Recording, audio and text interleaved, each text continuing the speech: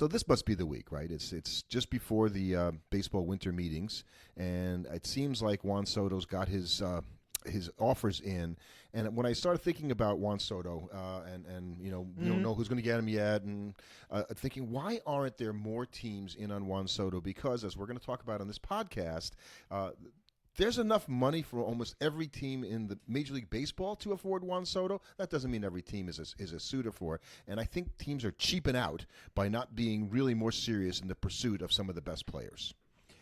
And I think most baseball fans would probably agree with that statement. And I think it's just more when you try to conceptualize just how many teams should be in on a Juan Soto.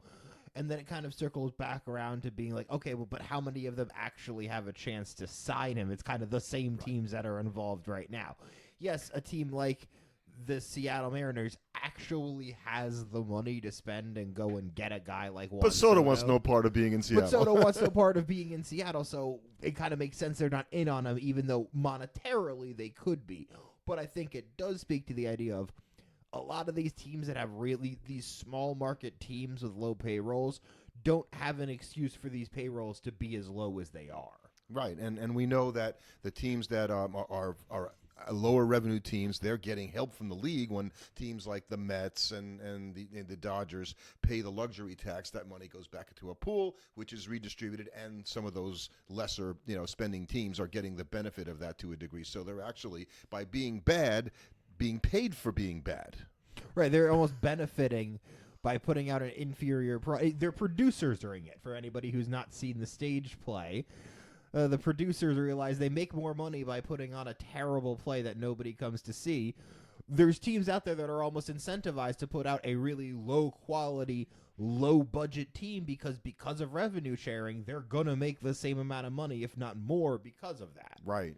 We'll talk about some of the commitments for teams and payroll for next season, 2025, as well as going beyond. And it's really surprising to me, that it's not as much for some of the teams as it's been, because there's not as many crazy contracts like the Mets were carrying with Verlander and Scherzer. Mm-hmm. But if you look at the franchise valuation, and I talk about this all the time, right, in terms of, okay, if your franchise is increasing in value year after year, which it does, that's really where you're making your money. And on the operating side of spending money on salaries and operations versus how much you're taking in on a regular season basis, you're trying not to get your head handed to you and lose, but almost no team is doing that anyway, except for the Mets, actually, who spend more than they bring in. But even then, I think it is interesting when you think about that, because I think a lot of people think about a baseball team like it is a business, and it is, but it's not the business that the owner is interested in. The daily operating expenses of the franchise, how much profit they're bringing year in and year out. Yes, they're obviously concerned about it, but where the owner is making their money on the franchise is on selling it after a certain number of years and hopefully increasing the valuation of the franchise. Well, definitely. It's almost without fail you're going to do that. But what that means is, so it's interesting because, like, when you think about that, it's like, okay, yeah, how much money the team is bringing in or out on a year-in-year basis. If the team loses money in a given year, that doesn't necessarily mean the owner is losing money. 100% agree with that. And so we started by talking about Juan Soto, and right now it appears, for what we know, we don't know, that it's the Mets and the Yankees that are the two teams that have, there's more than offers into Juan Soto. Red Sox are hanging around, the Blue Jays are Dodgers hanging around. Can't ever be ignored, even though they've already spent a ton on Blake Snell and Tommy Edman. I think I've heard enough to say that the Dodgers aren't really in, but I think, like you said, you kind of have to imagine they are until proven otherwise. But in terms of franchise valuation in 2024, the Yankees are the most valuable franchise, not just in baseball, but of any sport. They're worth $7.5 billion. That is almost more than $2 billion over the second place team, the Los Angeles Dodgers. Now, I expect the Dodgers to go up. The Dodgers, and they have been going up. As a matter of fact, the Yankees were at $3.5 million in 2015, so not quite 10 years ago, and the Dodgers were under $2.5 billion. So they have more than doubled their franchise valuations in 10 years. Which is insane to think about how much money that is, billions of dollars. So my point is that for the Yankees, there should be no way the Yankees lose out on the Juan Soto sweepstakes here. On a case of money, like reputedly, Steve Cohen was to have said, "We'll pay you $50 million more than any other team." if I'm Hal Steinbrenner, I said to Juan Soto, look, whatever the Mets say they're going to pay you, whatever anybody says, we'll go higher. If you want to be a Yankee, and that's what the Yankees have to do, right? They have to win this because they're ruining their own brand if they don't. They're worth the most money if they don't spend the most money on the best player available right now, and they really need the guy. And he was a Yankee. There's no excuse in that sense. So I'm trying to let myself down easy as a Met fan here on this kind of stuff because this is what I've been telling myself for about the past week. What if the Mets don't get Soto? Because all the Met fans are like, oh, we're definitely getting Soto. Right. No one's going to outbid Steve Cohen.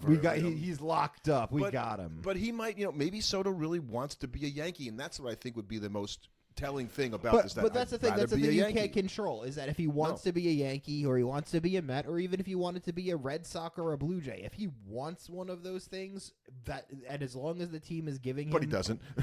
Right. I'm saying as long as he wants that, and as long as the team is giving him the contract he wants, he's going to be whatever he wants to be. And so teams like that could afford to spend the money on Soto, like the Phillies and even the Giants, right? They could spend the money. I think they know that he doesn't want to play there, so why bother even getting into the sweepstakes if you're not a serious contender in the first place? Right, exactly. The same reason why the Mets weren't in on the Ohtani sweepstakes really last year was even though they had the money to sign him in theory. He didn't want to play for the Mets. Zero interest coming. Neither did Yamamoto, by the way. Neither one of those guys had any interest. But he got a nice dinner out of Steve Cohen in California. Right, but if they don't have any interest coming over to the East Coast, then there's no being in on these guys, even if you can monetarily afford it. So even if the Pirates might be able to monetarily afford Soto, there's not a single chance Soto's playing in Pittsburgh next year, except for when he visits. Right. And so, I kind of felt Soto wanted to stay in New York this whole offseason because he had the choice between two New York teams that had the money. And I think he really likes playing in New York in general. It's a good place, for him. And both ballparks probably would be, suited for his talents. But you wonder why the Red Sox are there in on one. So for the Red Sox to get Soto to pay attention, they'd have to do something crazy in terms of offering and I don't know if there's the ability to do that. I mean, I think they're trying to say, hey, come play with Devers. You have a really short right field porch in Fenway, and you could put up crazy numbers just as if you played in Yankee Stadium. So I think that's their pitch, and they're like, Boston is just as nutty a baseball season, town, absolutely, as New York is, and we're just as dedicated to winning as the New York teams are. Just like every team, the Dodgers are just as dedicated to winning. The Phillies are just as dedicated to winning. So I think it's going to come down to who does Soto want to play for? That's going to be the big deciding factor because they're all going to offer him whatever contract he wants. I think the real question is now is does some team suddenly try and, play an arms race with the deal amount and be like, okay, we'll give him $800 million.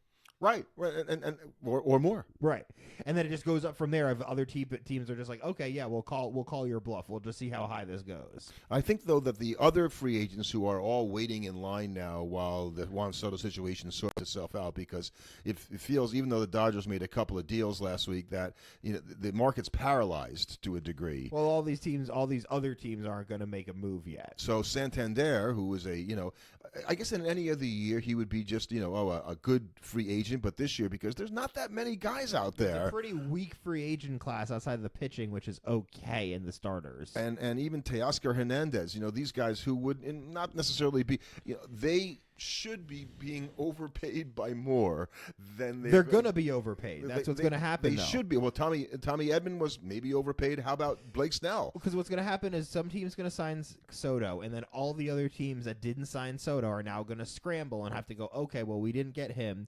Who do we like best out of Santander and Teoscar Hernandez and all the other guys that are available right now? So, and that might lead a guy like Pete getting a way bigger free agent deal because you don't want to be stuck being the team that didn't sign somebody. Like the musical chairs game is you're the one standing there going, wait, we didn't get a chair. And all of a sudden you're like, oh, wait, no, and Christian Walker is gone, and now you're stuck with like, oh, we got Paul Goldschmidt. Ooh. I do think that there's going to be overpaying, as you say, this year, and I think that it's good business for the teams to overpay these players, believe it or not. It's a great time to be a baseball player, obviously, but I think when you think about the franchise valuation, if it doubled over the past or better for almost all, not all the teams doubled. Some of them, it was 1.5 times. Like the Marlins, they're worth $1 billion. And they were worth like $750 10 years ago. But they still increased their overall franchise value by $200 to $300 million, whatever the exact number is. That doesn't mean that they should be in on Juan Soto, but it does mean they should be spending more money on players because at the end of the day, they're making money anyway, on the valuation of the franchise increasing, and they're not killing themselves operationally at this point, except they spend so little on their team that it's aggravating. They spent $71 million is what they're projected to spend on payroll this year. Juan Soto might get more than that for one season. Right, and that's the problem. And I think really, we're not going to talk about the Athletics here because they're only projected at $35 million right now. But they're also just such a weird case. Yeah, that's wouldn't be the right franchise. The cool thing about the Athletics was when you looked at their projected payroll in 2026 to 2028 as to guys under contract, it's zero. They don't have anybody. They have nobody. And Cincinnati, Baltimore, the Orioles have nobody. That doesn't seem possible. From 2026 on, they don't have. So everybody they have, I didn't realize that. They have no payroll obligations for 2026 right now. I don't understand how they even managed to get that set up for themselves. How did everybody goes on expiring this year? That doesn't seem possible. Well, they're committed to. So I guess that's because that doesn't count arbitration type stuff. That doesn't count team options. Right. So, but it's amazing to me that a team that's as good as the Orioles even, had that kind of But it situation. also kind of speaks to you. You look at the haves and the have-nots, and you look at a team like the White Sox and the Marlins, and you go, okay, yeah, that's kind of how you end up at the bottom of your divisions in the bottom of baseball, because you don't. In 3 years from now, you have nobody on guaranteed money. Nobody's actually committed to play for your team. Your good players don't stick around, and you don't have the other guys around them to help lift them up even more. And what you don't see is, let's say a middling team. The Royals would be a good example, right? They had a chance this year to go to the World Series. It didn't work out that way. But their spending is fairly modest. They don't really have any big contract players, and we keep talking about them, adding some big contract players. Bobby Witt Jr. is not that player yet, but he will be. Right. They made a trade going and getting Jonathan India to be the combination up the middle with Bobby Witt Jr. But even then, most people would agree that lineup really needs another like bat. a Juan Soto. Every team can use a Juan Soto. And Juan Soto says, Kansas City? Where the heck is Kansas City? Right. Why would I want to go there? Let's put it this way. There's not a lineup in baseball I can't find that I can't put Juan Soto in it, and people will be like, yeah, that lineup's just now better. But talking about good teams like Milwaukee, having had a string of good seasons, even changing, managers and leadership, boy, would that make that team different if you had Juan Soto. But they're not even in the running, and that's what I'm talking about. And I think that the interesting thing is that they could continue to be a small market team operating by going and bringing up their guys through their organization, good player development, making the savvy moves. And you could take a shot every once in a while on some bigger name player to try and lift your team up. A team like Cincinnati, for instance, this year, to me, is a team that should be looking to go out and make a splash in free agency. Maybe you have to overpay a little to get a Corbin Burns and a Santander. Love it. Love that idea. And so, yeah, maybe you're stuck 3-4 years from now having to overpay for those guys, but you give your team a 3 to 4 year window where you're relevant and you're competing, because it really only takes 1 year where your team catches fire, a couple guys have a career year, and you win a World Series title, and those moves were now 1,000% worth it. The tournament nature of postseason play, I think, makes it, if we're close and we get in, and the Mets ran to the National League Championship Series, the Phillies did it 2 years in a row, they got to the World Series. You can go on a run and get hot at the right time at the end of the year, and it can make a big difference. So you look at a guy like like Soto, and he's the only one, I think, of all those guys that gets to go and look at all the teams going, let me see what your organization looks like. Let's see if you have the pieces in place that's going to be competitive, because I don't think any of the free agents have that kind of choice with the team. Free agents this year, free agents most years don't get that kind of choice. Right. He has a unique, Ohtani did last year. Right, Ohtani got it last year, but most years you're not going to have a guy like that in free agency. Even Kyle Tucker being a free agent next year might not get that. I don't think he will. Right. He's not going to get that level of deference in the offseason. Soto is going to go, like we were saying at the top of the program, Soto's going to go where he wants to go. Right. He's been checking out, asking the Yankees about their player development, and there were some concerns about, what's in the pipeline. And so I'm thinking, can you imagine a player having that kind of influence on an organization? Say, like, well, you want to come in? Let me see what your minor league teams look like. And Right, what and obviously what your there's best so much players reporting all over the place about Soto because I've heard people saying he wants opt-outs after the first couple years in his contract. Mentioned that to me off air, like 3 years or something. And so I think what his final contract ends up being is going to be very interesting because he's a guy that's clearly thinking about the deal that he's going to sign. Because if I'm Soto, that makes sense on both sides for me and the team. Being like, okay, yeah, if we sign Soto to this mega deal and it doesn't work, the team just doesn't gel for whatever reason, we stink 3 or 4 years in, him having an opt-out actually works great for us. We don't have to carry a guy when we're bad. Right. He just leaves. We're out of the contract. And he can get himself another big one. And we can now move into a rebuild instead of being stuck, being like, what do we do? Because right now he's not signed, so he's an asset. The moment he signs that mega deal, the ability to, for whatever reason, have to move on from Juan Soto becomes almost impossible. It does. And when you think about the top teams in terms of payroll obligations, I started talking about that before. The top 7 teams, right? Actually, it's the top 6 teams are really better because it's the Dodgers and the Phillies, the Yankees and the Astros, the Padres and the Braves. No surprise there, even though you got to be impressed with the Braves that they're that far down, considering they signed all those guys to team-friendly deals, by the way, a couple of years ago. But in 7th place, in terms of commitments for this year, are the Angels. Ooh, that's not good because the Angels aren't going to be very good. And then you've got the Toronto Blue Jays. So you can spend the money, and it doesn't mean it's going to work out. The Cubs are all up there. In your top 10, you've got a bunch of teams that didn't even make the playoffs last year. So being a team that commits a lot of money does not necessarily guarantee success, which obviously everybody knows. But I think that makes it a little bit easier to look at a team like the Angels and go, you know what? At least they're trying. We make the wrong choices all the time, but at least we're in it, Right, like I've got a lot more sympathy for them than a team like the Athletics when they stink because they're not even trying to compete. At least the Angels are making just bad moves. The Athletics aren't even making moves. I would blame the Red Sox. They're 17th in the projected payroll list right now for 2025. How about the Orioles? They're number 20. Well, you've 22. got this. You've got the 22, 23, and 24 with Baltimore, Cleveland, and Detroit. So you've got 3 playoff teams, including 2 division winners. Spend some money, guys. Right. That's a crazy, or 1 division winner. But so that's a crazy group there that you've kind of got in the middle. And then even a couple of spots above them, you've got Kansas City and Milwaukee, who are 2 other really good teams. So you've got a bunch of teams that are now somewhat overperforming due to young guys playing well above their level. Kansas City definitely benefits from their roster construction and getting to not pay Bobby Witt Jr. necessarily like he's going to eventually be paid because they already locked him up on a deal. But you have a team like Detroit who has a bunch of young guys that are playing well for them. A team like Cleveland and Baltimore who have young guys playing well for them who haven't gotten their first big deals. They're going to be up there in the top 10 soon enough, and that can lead to a landscape change. I sure hope so. Oh, yeah. Because I'm looking around going, these are really good teams. And so, okay, here's the mistake. Maybe the Dodgers spending $185 million for Blake Snell for 5 years. Like for another team, it would be the move. It wasn't the Dodgers. It was a Dodgers. So but the Dodgers are going to afford to spend $35 to $40 million a year on Blake Snell and have it not work out. Right, the Dodgers. That's the difference. Right, exactly. That's what the team like the Mets can do. The Mets can make the trade and spend God knows how much money on Verlander and Scherzer. Go, this isn't working out, and then just deal them, have them be dead money on the books. Take your losses, get rid of that, and they did that with now in retrospect, they did it about as quickly as you had a right to hope they could do in terms of getting out of that. And now they're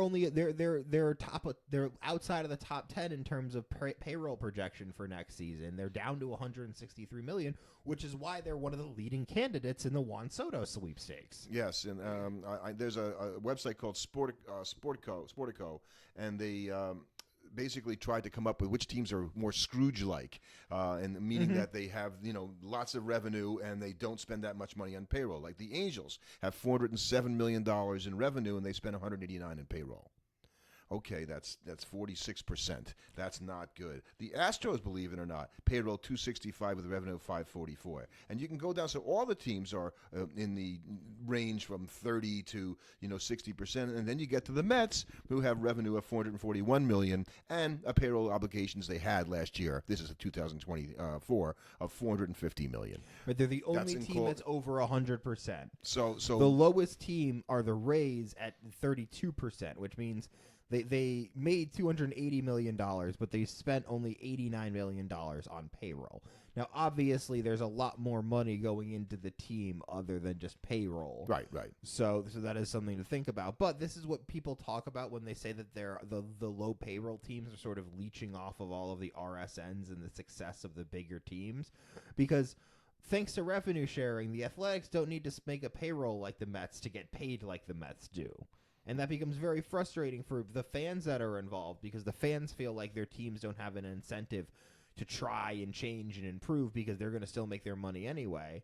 And the players feel frustrated because their teams aren't incentivized to give them proper deals nearly to the same degree. What did we find out? That it was about 31% of the revenues were from ticket sales for baseball teams. For baseball teams. When we were looking, other sports is different, but... Right. But baseball is unusual in that ticket sales make up the highest percentage of what makes up their there's also 162 games. Right. So ticket sales, but then national media is I think about 24%, and then local TV and media is about 23%.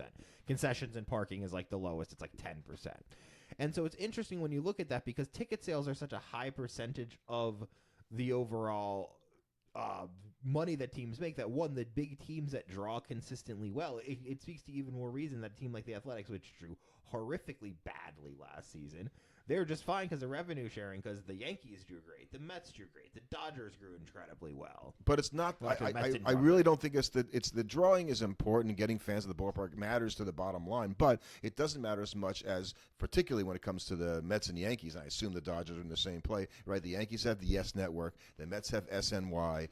They have such revenue gains over other teams in their local sports because they got the biggest cities and the biggest fan bases in the country in terms of people, not necessarily avidity. Other teams have RSNs, but they're not the RSNs that the Mets and the Dodgers and the big market teams have. SNY and Yes are full channels here in a way that are just crazy. So, we said the Mets had $441 million in 2024 revenue. The Yankees had $720 million.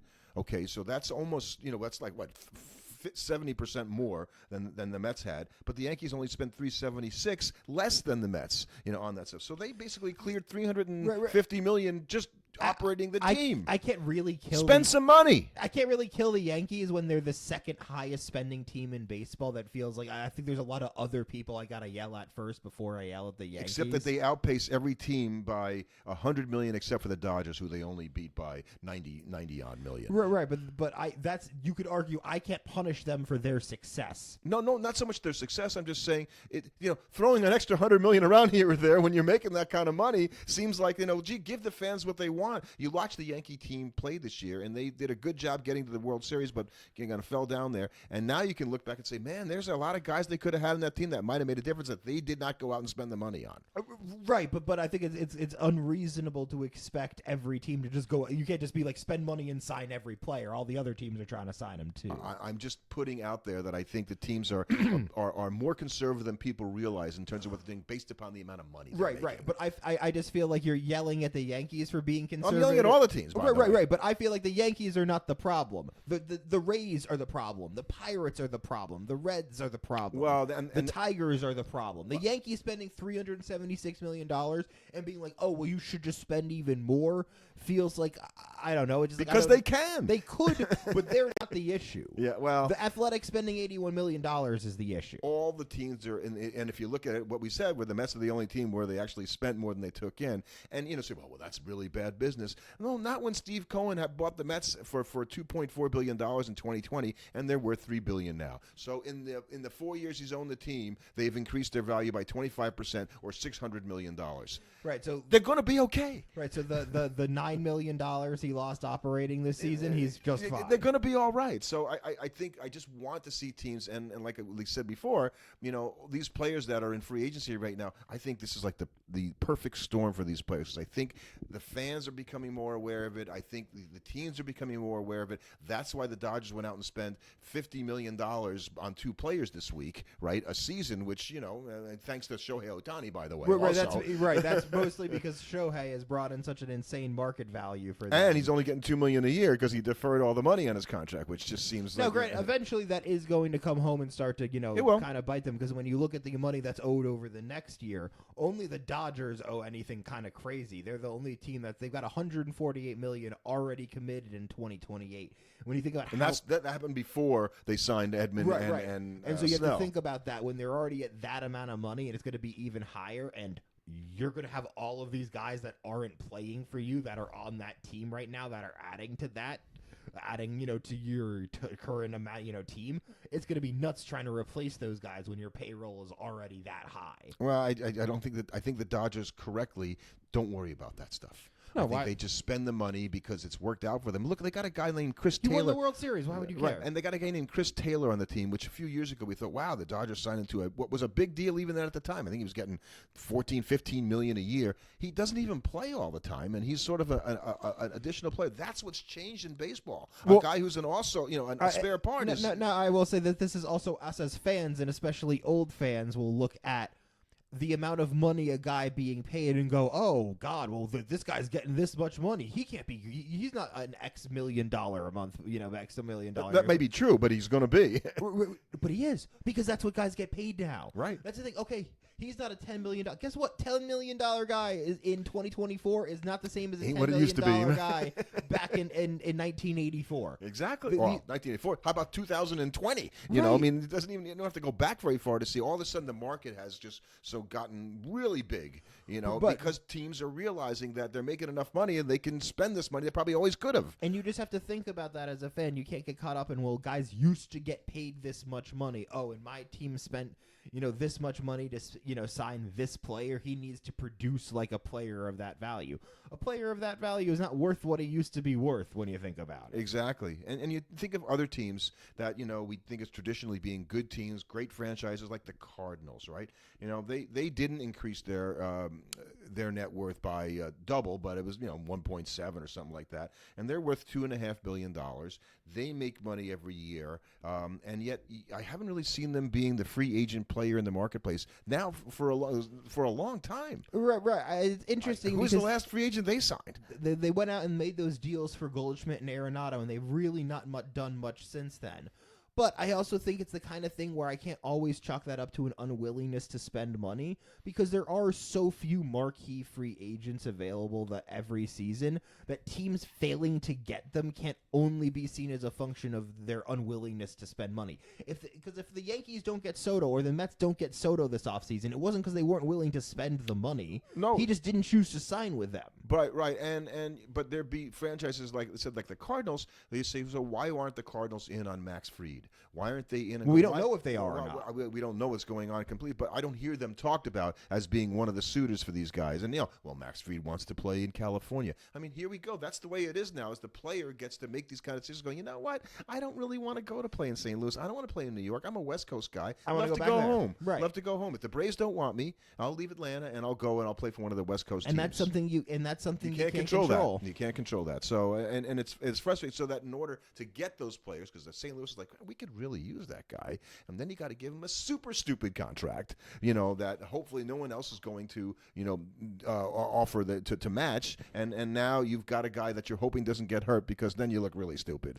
But you know what? You can't make any moves in baseball with the fear that he's going to get hurt. Do it. You got to do it, because there's always a chance they're gonna. The Mets are going to look dumb if they pay $800 billion for Juan Soto, and then he gets billion. Hurt. Yeah, it seems like it's going to be that much, but yeah, and so what if Soto gets hurt? That's the way it goes. It happens. So I think the idea that these lower ranked franchises can't spend any money is as to your point, going they're actually getting on the other side, because they're getting revenue share money back, and if they want to change their fortunes, they got to find some free agent who goes, I want to come in here and be part of helping turn this franchise around. I don't know how the Marlins, for instance, would do that, who at the very bottom of the You're going to have to make a bad move to make future good moves. You're going to have to go out and give a guy like Santander, who might only normally get, 6 for $130 on the market. You might have to give him 6 for $180 to get him to come play in Cincinnati. And you don't really like doing it because you're like, oh, we're really overpaying him more than we should. But you know what? You got your guy, and now if you can make a postseason or two, you have now made yourself a much more attractive destination for free agents, so that when you go to sign the next guy after Santander, you don't need to give him that kind of contract. I'd like to see teams take exactly those kinds of shots with guys. That doesn't mean I want them, and I'm going to pick out Marcana here just because I can't go. That doesn't mean you overpay Marcana something like, No, we're not talking about role players. Right, we're not talking about bullpen pieces. There's not that many guys. We're talking elite players in this kind of circumstance. Guys that are going to change the outcome of your team. Guys like Teoscar Hernandez.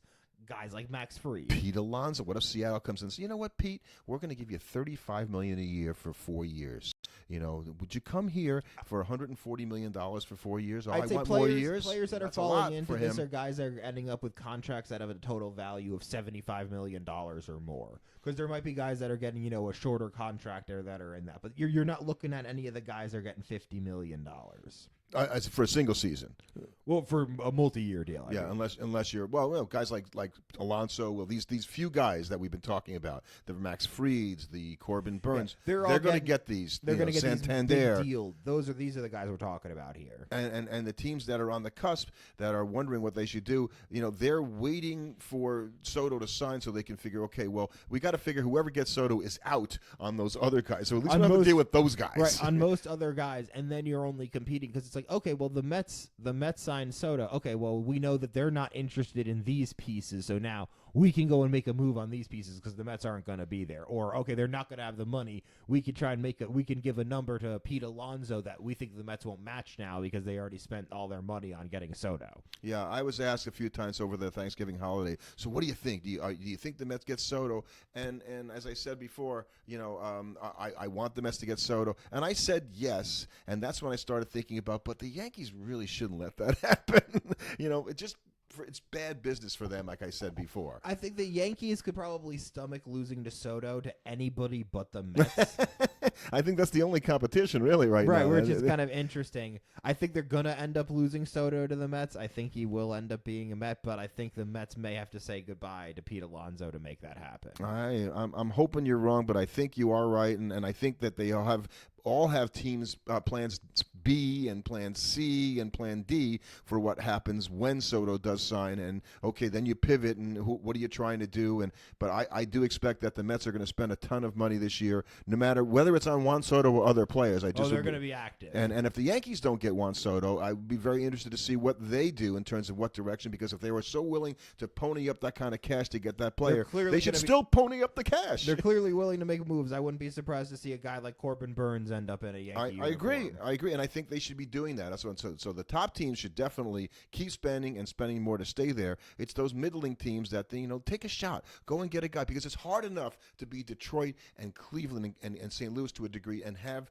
these guys decide, okay, I want to go play in St. Louis. You have, if you're the Royals, you have to look at it and go, okay, we had a great year last year. We saw we were a few guys short of really making a push. We might need to push and go all in on the chips this year, because you might not have another team that's this good for 3-4 seasons because of the way your team can kind of roll. So you have to decide, is this when we want to pull the trigger? And the hardest I think they should. And the hardest thing is that there are some guys that are going to go, yeah, I don't want to play there. Mm-hmm. Right, and so that as we said before, there's nothing you're going to lose do. a certain number of free agents because of that, and so maybe you're out on a guy that everybody thinks you should sign because you never had a chance to get him in the first place. But that means you got to refocus your goals somewhere else and get somebody that people maybe didn't expect you to get. Go out and spend some money and give your fans something to root for. Come on.